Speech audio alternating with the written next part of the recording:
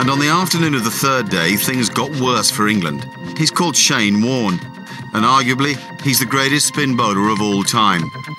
More than a decade ago, none of us had seen him when he stepped up to bowl that first ball against England at Old Trafford. In 1993, we'd heard that the Australians had a guy called Shane Warne, some blonde leg spinner.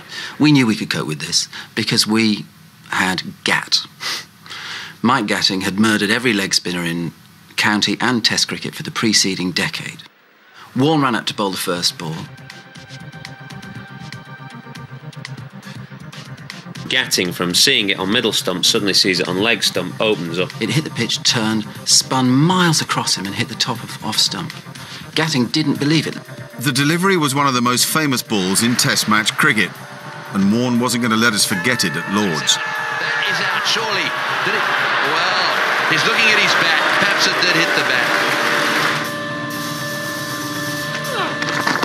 That's out.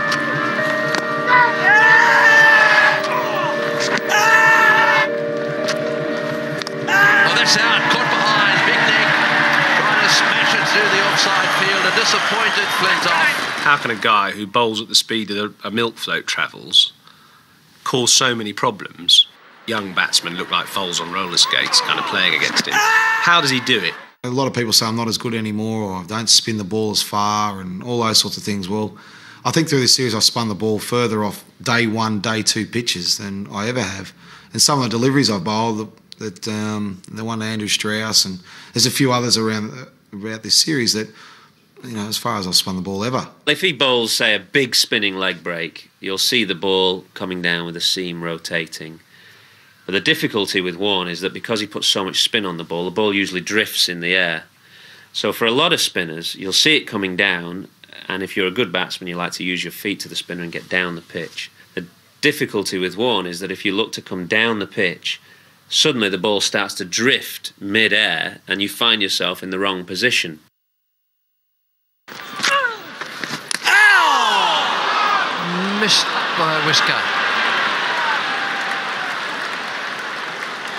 I didn't want to lose. I hate losing, and I think I play with that passion as well. That I think you can tell by the way I play, I don't like losing.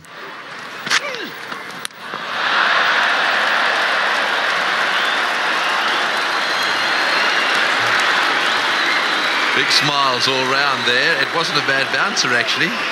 Had a plan to each batter, and they worked for most of them.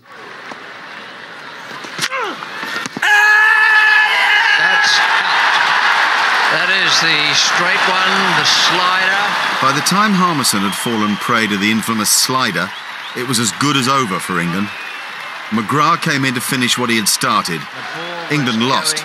They were thrashed, all out for 180. McGrath